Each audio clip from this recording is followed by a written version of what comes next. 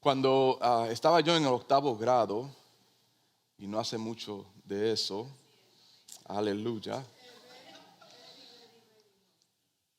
estaba tomando una clase en octavo grado de dibujos mecánicos o drafting. Me acuerdo del nombre del maestro, Mr. Santomero. Y el momento que tomé esa clase, me enamoré del uso de arte para dibujar y diseñar cosas. Antes de eso, mi deseo era de poder ir a la Universidad de Princeton y ser un arqueólogo. Yo quería ser el próximo Indiana Jones, que lo que quería yo ser. Pero esta clase cambió todo porque me dio una nueva perspectiva de algo que me gustaba, algo que yo podía hacer, tenía la habilidad de hacerlo. A través de la secundaria, en la high school, ya tenía mi meta. Mi meta era de poder ir a la universidad y ser un arquitecto. Usar la habilidad de poder dibujar y diseñar y usar números y todas estas cosas. Acabé yendo a la universidad de NJIT en Newark. En realidad, la escuela de arquitectura en NJIT es una de las mejores escuelas de arquitectura en la nación entera. Y pues ya yo tenía todo planificado. Encontré lo que estaba buscando. Al comenzar la universidad, tomé un curso de diseño de arquitectura y teníamos un gran proyecto que teníamos que hacer ese primer fin de semana. Y ahora tenía que diseñar, creo que eran 24 diferentes diseños usando las mismas números de líneas y cosas así. Yo creo que pasé más de 20 algo horas ese fin de semana trabajando y haciendo ese dibujo. Añadí montañas atrás y arbolitos y lo hice muy, muy bien. Cuando vamos el lunes a presentar delante del profesor, todo el mundo tenía que poner sus papeles en una pared, lo que se llamaba pin-up, right? Y entonces él venía y criticaba a cada uno. Cuando llega el mío, obviamente todo el mundo estaba súper nervioso. Llega el mío y lo mira así y dice, wow, esto muy, muy bueno, tremendo trabajo. Y yo, of course, it's mine. Y lo único que los dibujos están un poquito muy pequeños, porque yo todo lo hago muy pequeño, yo escribo bien pequeño. Ok, great. Cuando llega el que está debajo del mío, que no sé cuántos minutos esa persona pasó trabajando, dije minutos, no horas. Él lo mira y dice, oh, qué horrible, tremendo, whatever, saca su bolígrafo y comienza a dibujar, a mostrarle cómo debía haber hecho. El papel que comienza a dibujar es en el papel mío, en el dibujo mío. Y yo, wait, ese es el mío.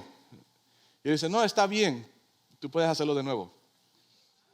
Y yo, yeah, ok. Lo que hice cuando se acabó esa sesión de criticar los dibujos, tomé todas las cosas de mi escritorio, todo el dinero que habíamos invertido en lo de arquitectura, lo puse en mi bolso, me levanté de la clase y me fui. Estaba súper enojado. Y pues llego a la casa y no sé qué hacer, si arquitectura es para mí, si esto me molestó, me imagino qué más me va a molestar acerca de arquitectura. El próxima mañana voy al dean o al que está a cargo de los estudios en la universidad y le pregunto, de verdad que no quiero hacer esto, quiero cambiar de cursos y quiero cambiar de clases. Me dice, es muy tarde.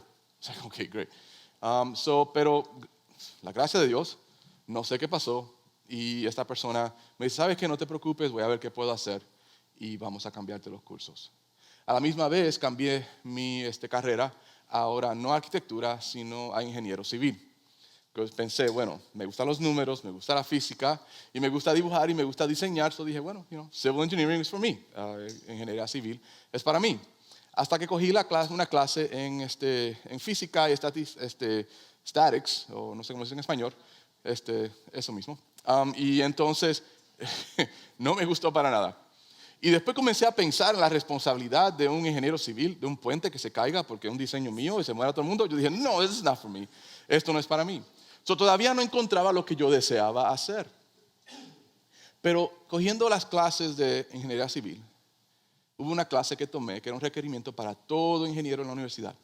Y era una clase en agrimensura. Si usted no sabe lo que es agrimensura, es medir terrenos, hacer mapas y medir terrenos y propiedades. Cuando cogí el curso, me enamoré. Así como aquellos esposos aquí que se han enamorado de sus esposas, que las miró por la primera vez y habían corazoncitos y música. Algo así sucedió cuando estaba yo en esa clase. Algo similar a lo que me pasó a mí, Alisa. You know, pero eso es diferente. Eso es ya para otra enseñanza. Entonces, había algo especial de esta clase. Había algo especial acerca de agrimensura que no había yo hallado en los otros. Y me venía natural. Todo el mundo estaba fracasando la clase. Yo tenía en la gente me miraba a mí. ¿Cómo tú sabes estas cosas? Y yo, no sé, entonces me viene fácil. Encontré mi carrera. De ahí me gradué de la universidad y vine a ser agrimensor en el estado de New Jersey con licencia.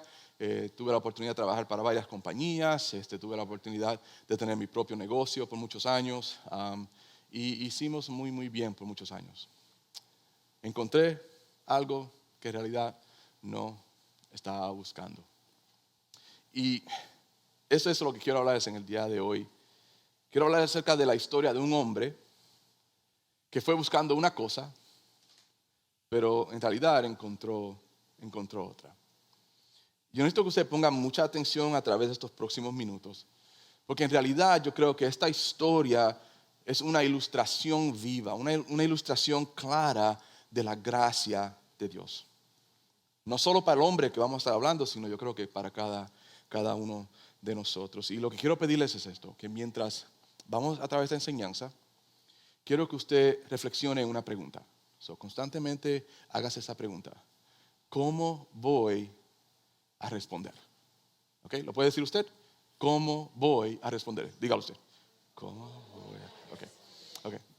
Es para ver si no estaban dormidos todavía. Vamos a hacer esto. Quiero primero compartir la historia con ustedes.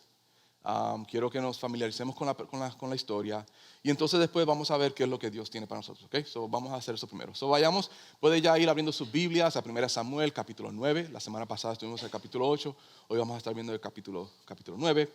Pero había un hombre que su nombre es Cis, right?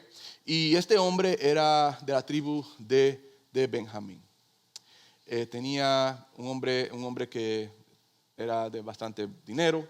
Tenía posesiones, muy conocido, de autoridad, pero también sabemos en la historia que es el padre de un hombre muy importante en la historia que estamos desarrollando. Y es el padre de un hombre que conocemos como ¿quién? ¿Como quién? Saúl. Le voy a dar un poquito de antemano de lo que vamos a ver la semana que viene. Este hombre Saúl va a venir a ser el primer rey de Israel. ¿Okay?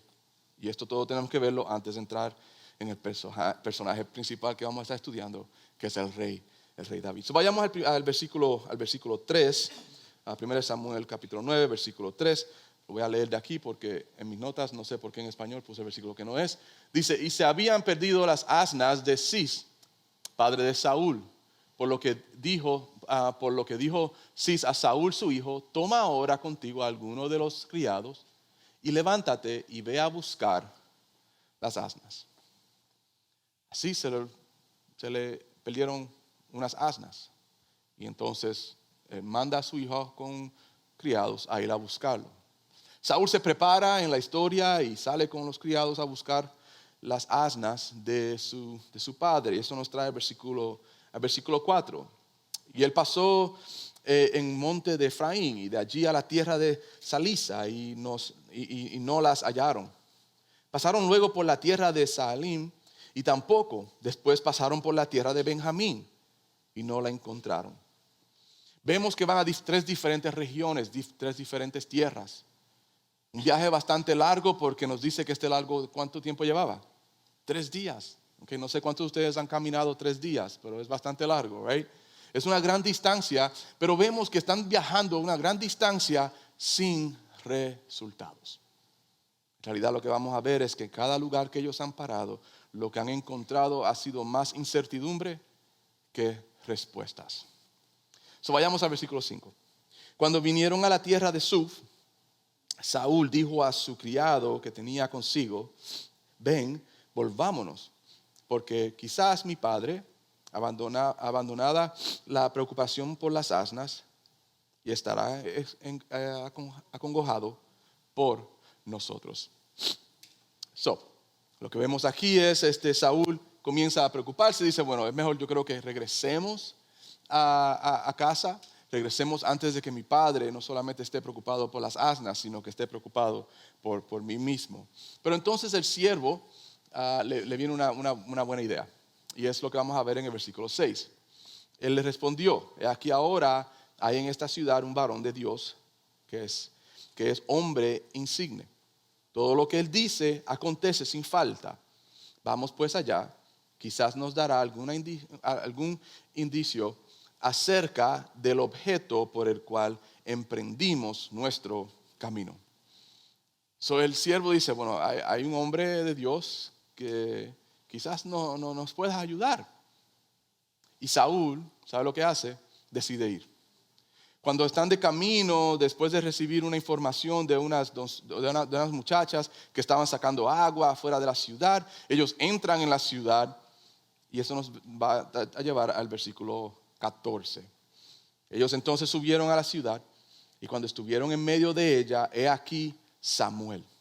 Samuel es el hombre que el criado estaba hablando que era el varón de Dios. Okay, so ve cómo está todo conectándose. Estuvieron en medio de ella y aquí Samuel venía hacia ellos para subir al lugar alto. Los versículos 15 en adelante, quiero que considere esto y esto es uno de los puntos claves que voy a darles. La mano de Dios hace que cosas pequeñas se conviertan en cosas grandes. Se lo voy a leer de nuevo. La mano de Dios hace que cosas pequeñas se conviertan en cosas grandes. Y antes de que usted aplauda, déjeme explicarle el punto. Porque no quiero que usted piense, bueno, Dios va a tomar mis $5 y los va a hacer ahora en $5,000. No, eso es otro evangelio y eso no es lo que enseñamos aquí. Lo que yo quiero dejarles saber es, en nuestras vidas, que son pequeñas, cuando Dios se involucra, Él hace cosas grandes. Okay, ese es el punto que quiero estar muy claro con eso. Vamos al versículo 15, okay, porque ahora se va a poner muy, muy interesante esta historia. Un día antes que Saúl viniese, Jehová había revelado al oído de Samuel. Espera un momento. Este hombre fue buscando asnas, pero el versículo 15 nos dice, ¿qué pasó? Dios ya tenía un plan. Increíble. Mire, entonces, mañana a esta misma hora, yo enviaré a ti un varón de la tierra de Benjamín, al cual ungirás por príncipe sobre mi pueblo Israel. Y salvará a mi pueblo de mano de los filisteos, porque yo he mirado a mi pueblo por cuanto su clamor ha llegado hasta mí. Y luego que Samuel vio a Saúl, Jehová le dijo, he aquí este es el varón del cual te hablé, este gobernará a mi pueblo. Acercándose pues Saúl a Samuel, en medio de la puerta le dijo, te ruego que me enseñes dónde está la casa del vidente. Y Samuel respondió a Saúl diciendo, yo soy el vidente. Sube delante de mí al lugar alto y come hoy conmigo, y por la mañana te despacharé y te descubriré o te mostraré o te diré todas las cosas que están en tu corazón. Y de las asnas que se te perdieron hace ya 3 días, pierde cuidado de ellas, porque se han hallado. Mas, ¿para quién es todo lo que hay de codiciable en Israel? Sino para ti y para toda la casa de tu padre. Vemos aquí claramente que esto era parte todo del plan divino de Dios. Así como yo creo muchos de ustedes están en esta mañana aquí. Parte del plan divino de Dios. Ya Dios le había revelado a Samuel, este muchacho, este hombre de Benjamín va a venir y va a estar buscando asnas. Y exactamente así sucedió. Vemos la mano de Dios involucrada en esta historia. Quiero compartir con ustedes las palabras de B.B. Warfield. Él fue profesor en Princeton de teología y dice, en la sabiduría infinita del Señor, cada evento cae con precisión exacta en su lugar correcto en el despliegue de su plan divino. Nada, sea pequeño o sea extraño, ocurre fuera de su propósito. Y el fin de todo, ponga atención, el fin de todo será la manifestación ¿de quién? ¿De mi gloria? ¿De nuestra gloria? No, de su gloria y la acumulación de mi alabanza, no, de su alabanza. Increíbles palabras.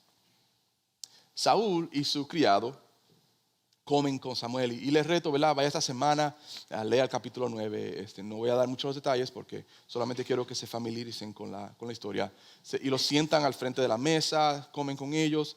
La próxima mañana Samuel pues envía a Saúl en su camino, pero no lo deja ir hasta que le diga algo muy, muy importante.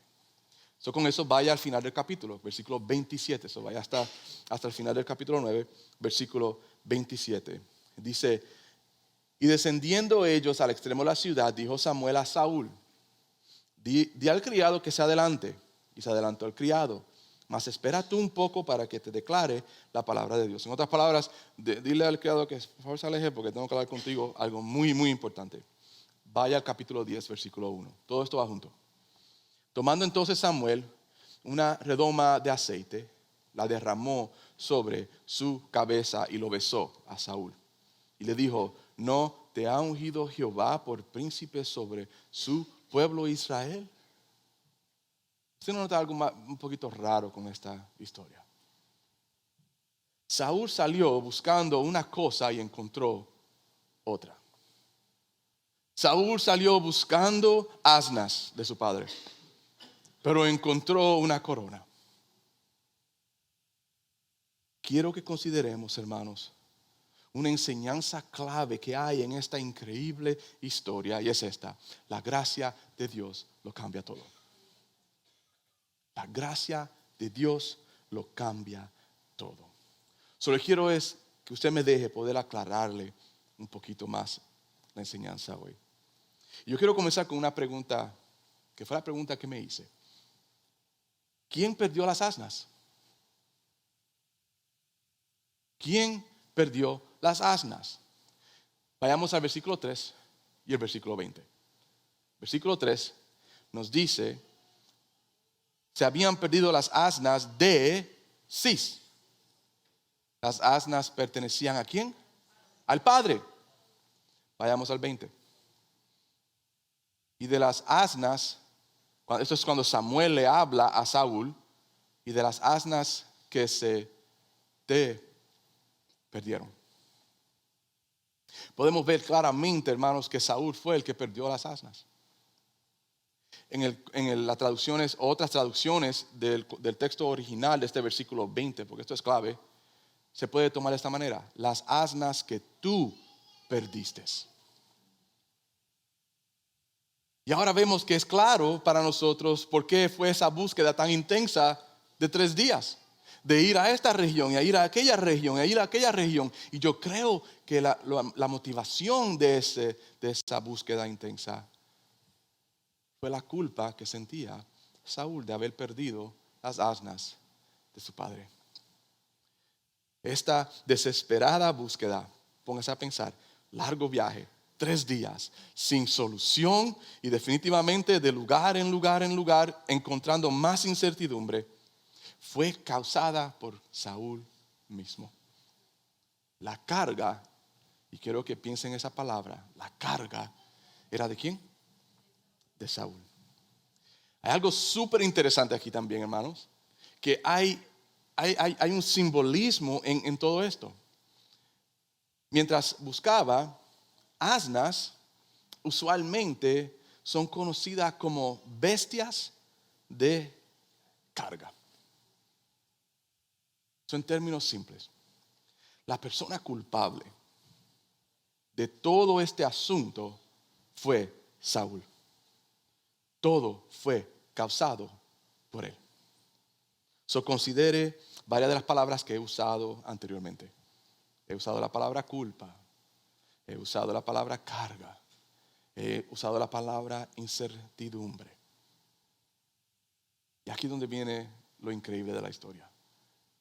En medio de esta culpa, en medio de la falla, en medio de la carga, en medio de la desesperación, de la ansiedad, de la incertidumbre, Dios tenía un plan para Saúl.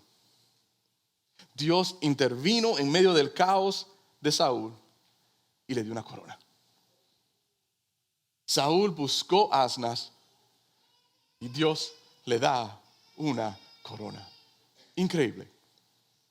El pastor Charles Spurgeon en una de sus enseñanzas dijo estas palabras: Él tendrá compasión de quien Él tendrá compasión. No a causa de alguna bondad en el pecador, no porque seamos buenos, o a causa de cualquier preparación de la criatura, está hablando de nosotros, sino simplemente porque Él lo quiere. Él visita al hombre con salvación. Él es tan capaz de dar salvación que Él espera, no por manos contributivas o manos que puedan ayudar, sino cuando la criatura está más muerta y más corrupta. Entonces, luego viene la gracia de Dios y Él obtiene para sí mismo, como dijo Warfield, toda la gloria de la salvación. Hermanos, la naturaleza humana es buscar asnas, perseguir su carga más grande. ¿Sabe cuál es? El pecado. Y ese pecado es su propia culpa. Es por sus propias obras. Es por su propia falta. Y esas consecuencias tienen que pagarlas ellos mismos.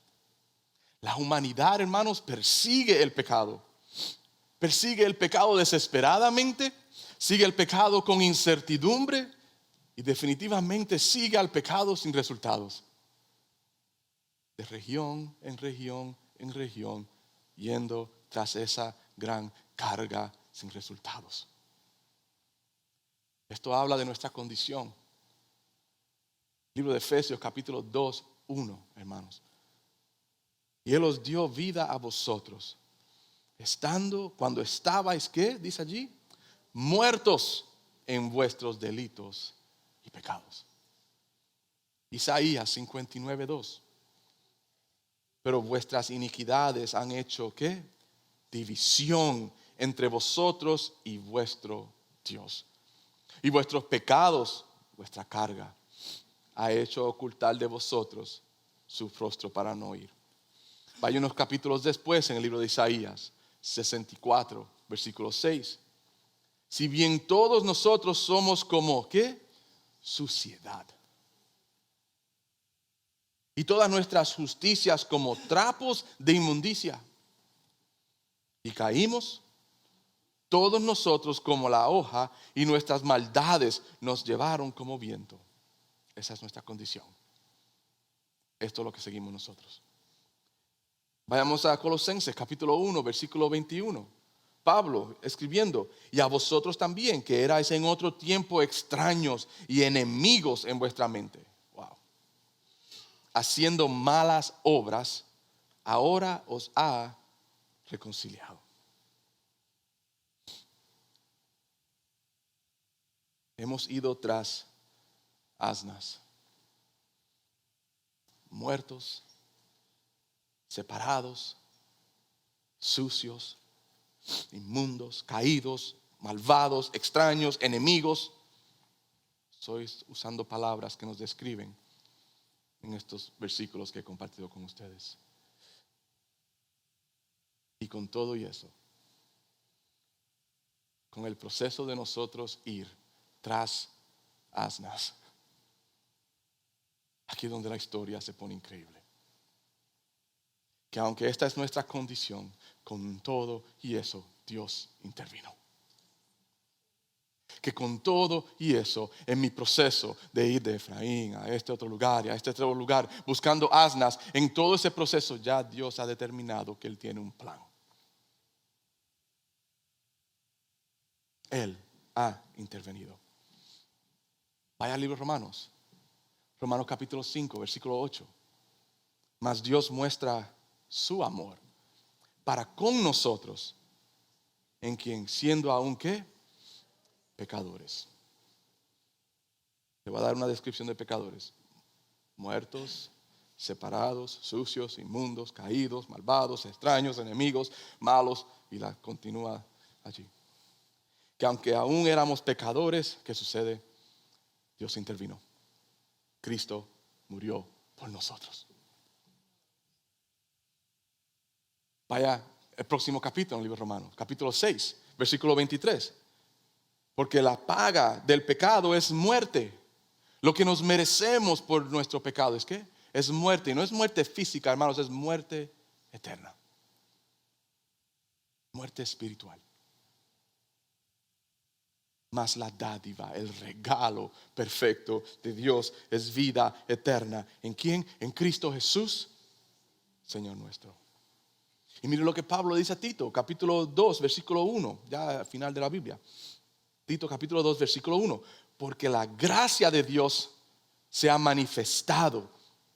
¿Con el propósito de qué? Para salvación a todos los hombres. This is great news. Esto es una gran noticia. No sé usted, hermanos, pero esto es gran noticia. Que la humanidad va buscando asnas. Su carga. Y Dios en el proceso ha intervenido para salvarnos. En nuestro caos Dios ha intervenido. En nuestra falla, porque es nuestra culpa, Dios ha intervenido. Y en nuestra culpa Dios ha intervenido. En las palabras del pastor A.W. Tozer, el pecado abundante es el terror del mundo. Pero la gracia abundante es la esperanza de la humanidad. Cuando comencé, les pedí que consideren una pregunta.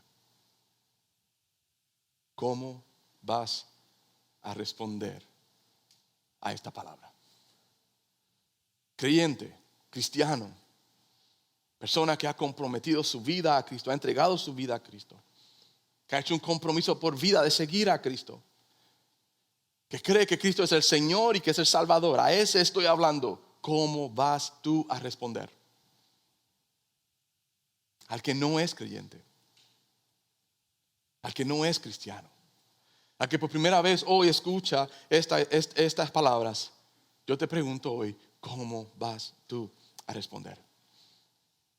Como creyentes vamos a responder asombrados por la gracia de Dios. Vamos a responder humildes, reconociendo de que lo que hemos recibido no lo merecemos. Vidas agradecidas. Vidas que reconocen su condición y que Él ha intervenido y Él nos ha salvado. Y porque estamos agradecidos, deseamos compartir esta gran noticia con otros para que también ellos conozcan de la gracia de Dios. ¿Es esa la forma que estamos respondiendo nosotros? ¿Y tú que no eres creyente? ¿Has respondido con arrepentimiento? ¿Responderás con fe? ¿Responderás con obediencia? ¿Responderás siguiéndolo a Él? Hay mucho que considerar en esta mañana, hermanos, con una simple historia de un hombre siguiendo asnas. Quiero dejarle con la primera estrofa de un himno clásico y un himno muy, muy conocido. Fue escrito por John Newton en el 1772 por ahí. Y es un himno muy, muy conocido. Su título es Sublime Gracia. ¿Cuántos los han escuchado? Quiero simplemente compartir con ustedes esa primera estrofa. Y yo creo que eso lo va a traer todo junto. Dice, sublime gracia del Señor,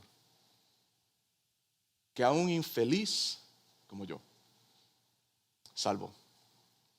Un infeliz que iba buscando asnas. Y en el plan perfecto de Él, Él intervino y lo salvó. Fui ciego porque había mucha incertidumbre en mi vida, porque no sabía dónde iba y no habían resultados.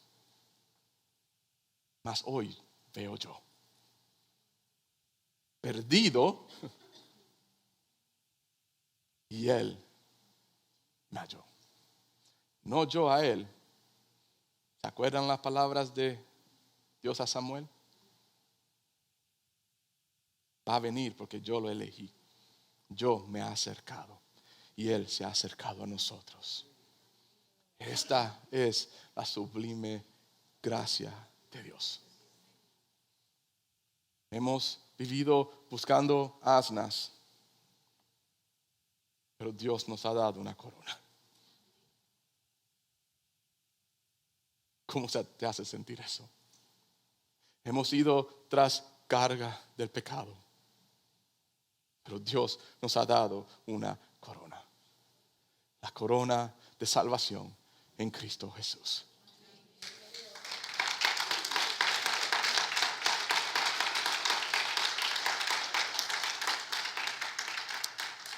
Termino con esta pregunta. ¿Cómo vas a responder?